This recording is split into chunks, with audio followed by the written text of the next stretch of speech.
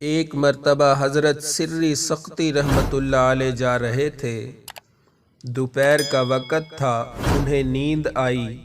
وہ قیلولہ کی نیت سے ایک درخت کے نیچے سو گئے۔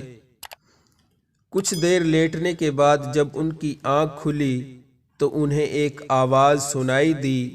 انہوں نے غور کیا تو پتہ چلا کہ اس درخت میں سے آواز آ رہی تھی جس کے نیچے وہ لیٹے ہوئے تھے۔ جی ہاں، جب اللہ تعالیٰ چاہتے ہیں تو ایسے واقعات رونما کر دیتے ہیں۔ درخت ان سے کہہ رہا تھا، یا سری اکم مثلی، اے سری تو میرا جیسا ہو جا۔ وہ یہ آواز سن کر بڑے حیران ہوئے۔ جب پتہ چلا کہ یہ آواز اس درخت سے آ رہی ہے تو آپ نے اس درخت سے پوچھا، فَكَيْفَ أَكُونَ مِثْلِكَ، اے درخت میں تیرا جیسا کیسے بن سکتا ہوں؟ درخت نے جواب دیا، ان الذین یرموننی بالاحجار فارمیہم بالاسمار، اے سری جو لوگ مجھ پر پتھر پھینکتے ہیں میں ان لوگوں کی طرف اپنے پھل لوٹاتا ہوں، اس لیے تو بھی میرا جیسا بن جا۔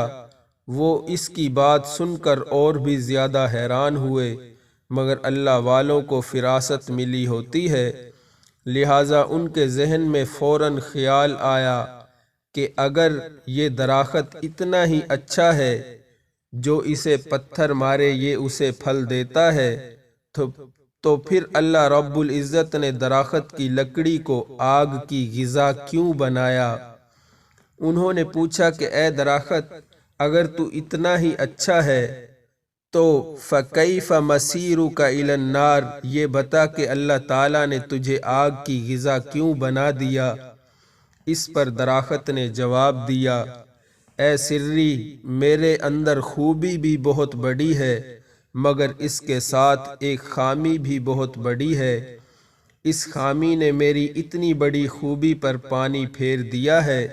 اللہ تعالیٰ کو میری خامی اتنی ناپسند ہے کہ اللہ تعالیٰ نے مجھے آگ کی غذا بنا دیا۔